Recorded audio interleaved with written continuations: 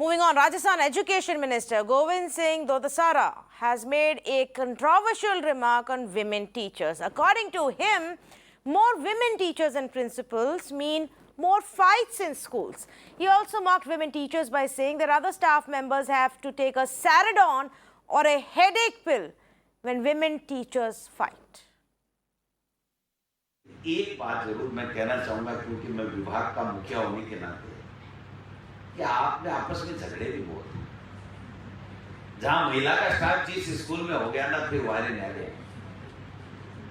वो प्रिंसिपल कभी शेरोडीन टैबलेट लेगी तो कभी दूसरी कोई टीचर लेगी, कभी सीसीएल का झगड़ा, कभी लेट आने का झगड़ा, कभी जल्दी आने का झगड़ा। तो मैं समझता हूं, देखिए ये तो है, ये छोटी मोटी जो चीजें हैं, अगर इसको आप ठीक कर लेंगे तो हमेशा ही पुरुष से अपने आप को आप 21 पाएंगे।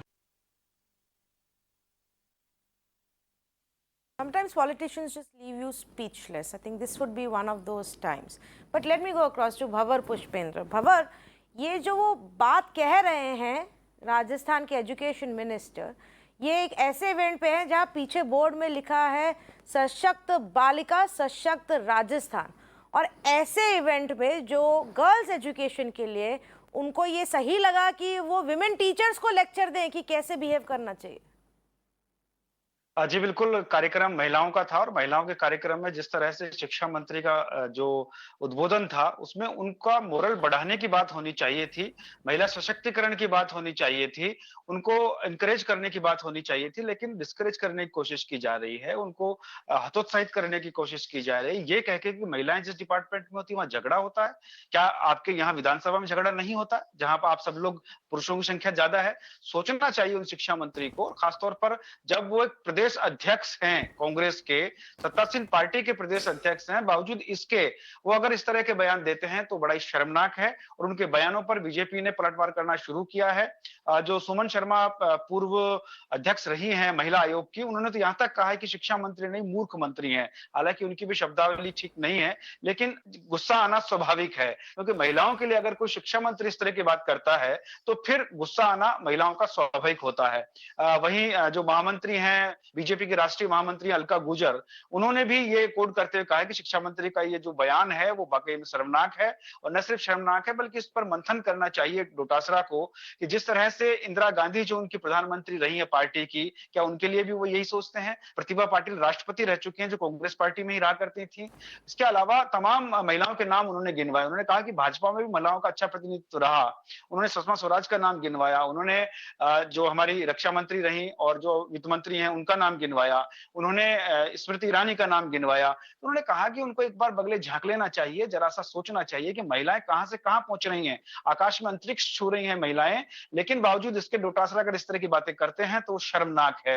विचारणीय विषय वस्तु है, उस पर विचार करना चाहिए। लेकिन डोटासरा ने जो बातें कही है, उन्होंने कहा कि महिलाएं जहां होती है वहां झगड़ा होता है, और कई बार शिक्षा विभाग में तो स्थिति ये रहती है कि प्रिंसिपल को गोली खानी पड़ती है सिरदर्द की। तो सिरदर्द, तो जिस तरह की बात उन्होंने कही, सिरदर्द तो तब पैदा हुआ जब शिक्षा मंत्री ने ये बात कही। उन्होंने ये नहीं सोचा होगा कि जिन महिलाओं को वरीयता देते हैं उनमें कितना सिरदर्द होगा इस बात से।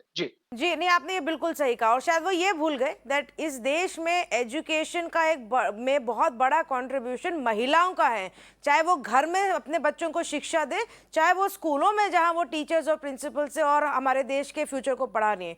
बट इसमें भंवर कांग्रेस पार्टी का क्या रिएक्शन रहा? कुछ सरकार की तरफ से या पार्टी की तरफ से कोई रिएक्शन? देखिए, रिएक्शन की हम बात करें तो डोटासरा का ये कोई पहला बयान नहीं है। मैं कहता रहा हूं शुरू से कि डोटासरा अपने बयानों को विवादास्पद रूप में इसलिए भी देते हैं कि वो एक सस्ती लोकप्रियता चाहते हैं, और चूंकि उनको मालूम है कि अगर जब तक वो बने रहेंगे सुर्खियों में तब तक वो सरकार में बने रहेंगे। क्योंकि पायलट के जाने के बाद उन्होंने जब कमान संभाली कांग्रेस की, तो आप देखिए कि प्रदेश अध्यक्ष भी वो रहे और शिक्षा मंत्री भी वो हैं। जो आरपीएससी का घोटाला हुआ, जिसमें उनके रिश्तेदारों पर अधिक अंक दिलाकर उनको आरपीएससी में भर्ती कराने का आरोप लगा, तब भी डोटासरा पर कोई कार्रवाई नहीं हुई। इतना ही नहीं बल्कि सारा बजट उठा करके अपने क्षेत्र में ले जाना और सरेआम माइक पर ये बोलना कि मैं गहलोत का लाडला हूं, मैं जो चाहे कर सकता हूं, मैं जहां चाहे बजट ले जाऊंगा और क्यों नहीं ले जाऊंगा, मुझे मंत्री लक्ष्मणगढ़ के लोगों ने बनाया।